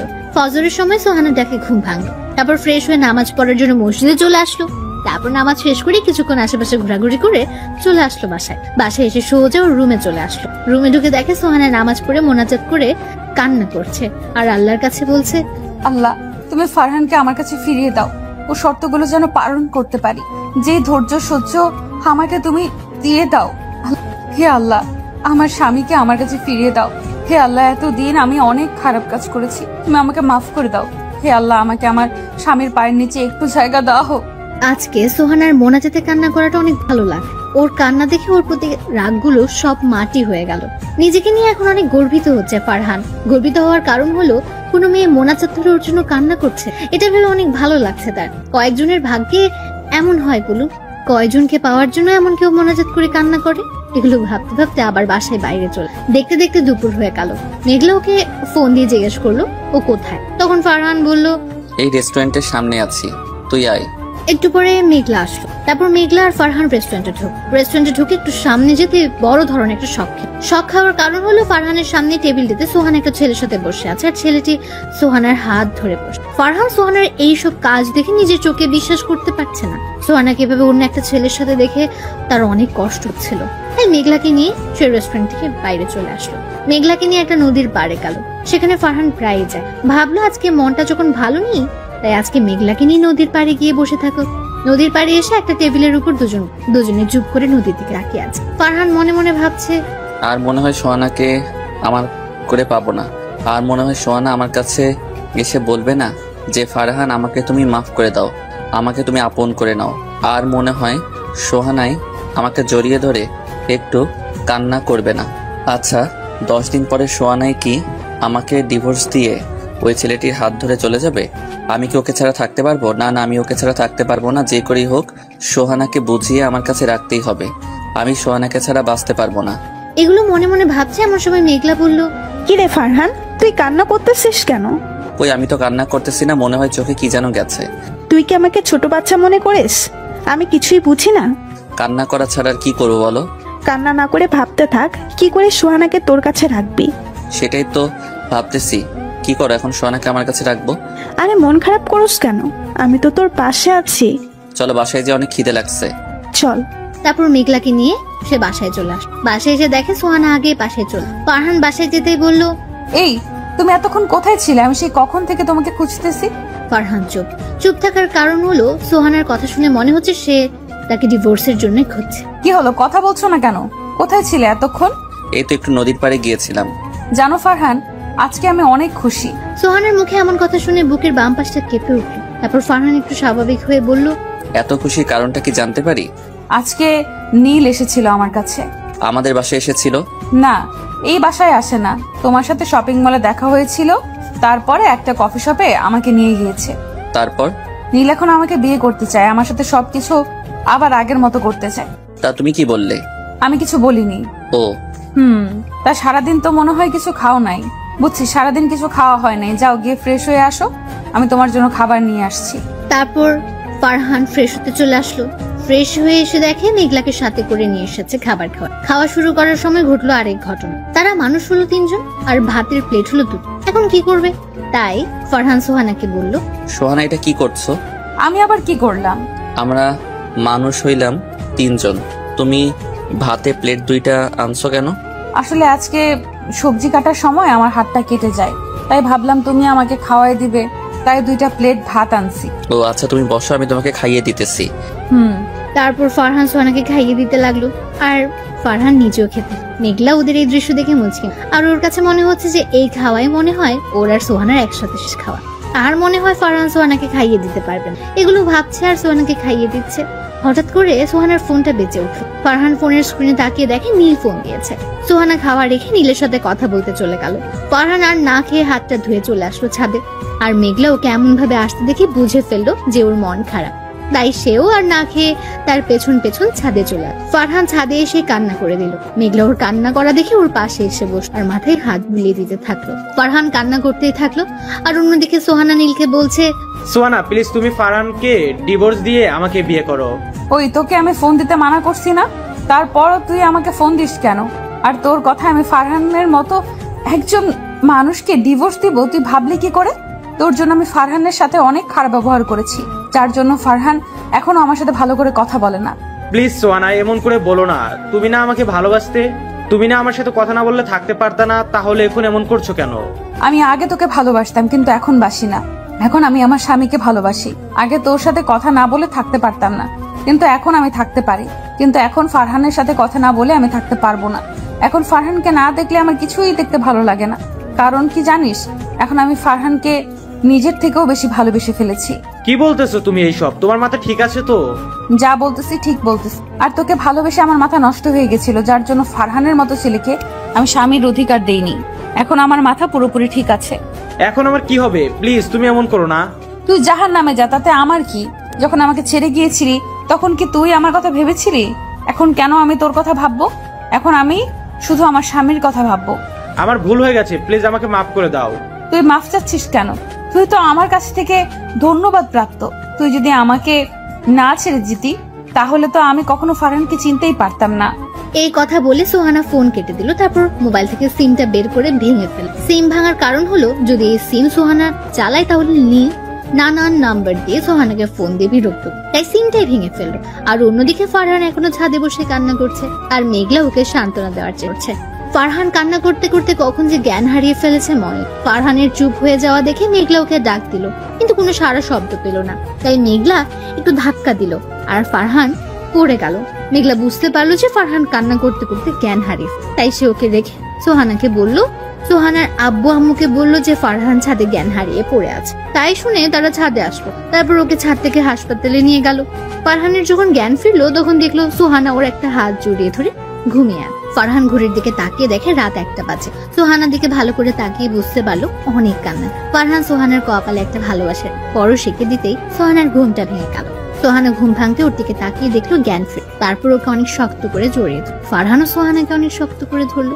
সোহানা ওর বুকের মাঝে কান্না করে, ফারহানও আবার কান্না করে দিল।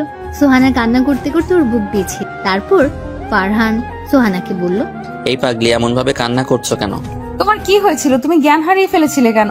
তোমার কথা ভাবতে ভাবতে কখন যে জ্ঞান হারিয়ে ফেলেছি মনে নেই। আমি মেঘলার কাছে সব শুনেছি। তোমার আর মেঘলার মাঝে যে কোনো সম্পর্ক নেই তা মেঘলাই আমাকে বলেছে। ও, মেঘনাই তোমাকে বলে দিয়েছে? হুম। আচ্ছা সোহানা, তুমি আমাকে ছেড়ে নীলের সাথে চলে যাবে না তো? জানো তুমি চলে গেলে আমি মরেই যাব। না পাগল, আমি তোমাকে ছেড়ে কখনোই নীলের কাছে যাব না, আর কখনোই তুমি মরে যাওয়ার কথাও মুখে আনবে না, মনে থাকবে? তুমি আমাকে কখনো কষ্ট দিও না, তাহলে আমিও আর মরে যাওয়ার কথা মুখে আনবো না। ঠিক আছে। পাগল। পাগলি। তারপরের দিন ওকে বাসায় আনা হলো। সারাদিন সোহানা ওর পাশেই ছিল। যখন ওর যা প্রয়োজন সব সোহানা এনে দিয়েছে। আজকে সোহানাকে পুরাই বউ বউ লাগছে। রাতে সোহানা আর ফারহান রুমে শুয়ে আছে। তখন সোহানা বলল, ফারহান, আমার না তোমার মতো একটা কিউট বেবি লাগবে। আমার মতো বেবি আনতে হলে তো তোমাকে অনেক কষ্ট করতে হবে। আমি কষ্ট করতে রাজি আছি। তাহলে বেবি আনার মিশন শুরু করা যাক। তার আগে তোমার পাঠক পাঠিকাদের বিদায় দাও।